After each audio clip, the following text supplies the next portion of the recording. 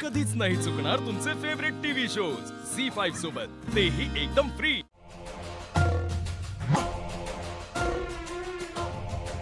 ठीक आहे, start the work.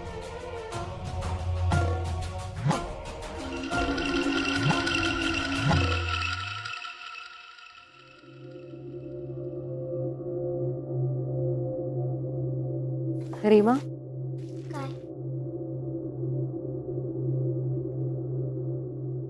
आता जे काही विचार आहे ना त्याचं खरं खरं उत्तर द्यायचं हं? काय झालं? घाबरायचं नाही। आई जे काही विचारते ना त्याची शांतपणे उत्तर द्यायची। गुड काय? बाळा, तू काल माझा मोबाईल घेतला होतास ना? काल तू आमच्या खोलीत आलीस बरोबर? तू आम्हाला म्हणालीस की तुला झोप येत नाहीये, पण खरं तर तुला माझा मोबाईल घ्यायचा होता, हो ना?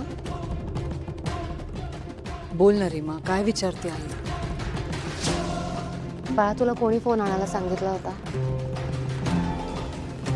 काका आजोबांनी ना? तुला काकासोबत सांगितलं होतं का? हो का ग?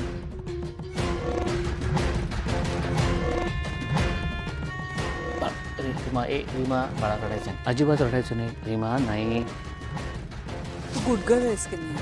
हं? सांग बघू।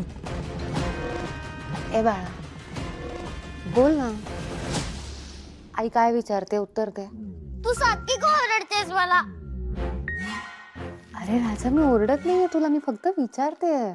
तू सारखी ओरडतेस मला आणि खूप त्रास सुद्धा देतेस।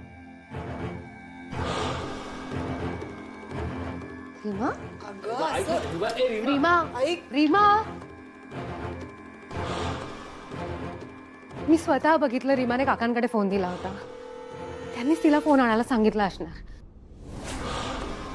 ते बाकी काय बोलले मला काही माहिती नाही, पण त्यांनी तिच्याकडनं फोन घेतला कारण त्यांना व्हिडिओ डिलीट करायचा होता। लाज कशी वाटत नाही त्यांना?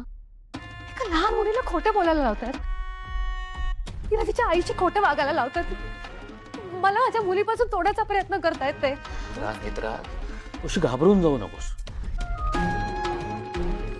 केदार तुला तुझ्या माणसांपासून तोडूच शकत नाही, आणि तू केदारपेक्षा मोठ्या संकटांचा सामना केलायस आजवर। हे घर जोडून ठेवलंयस तू। स्वतःवरती विश्वास ठेव।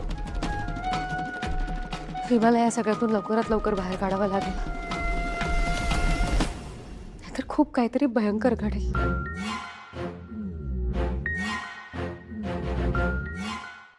झी5 ॲप डाउनलोड करा आणि पहा सर्व एपिसोड्स एकदम फ्री।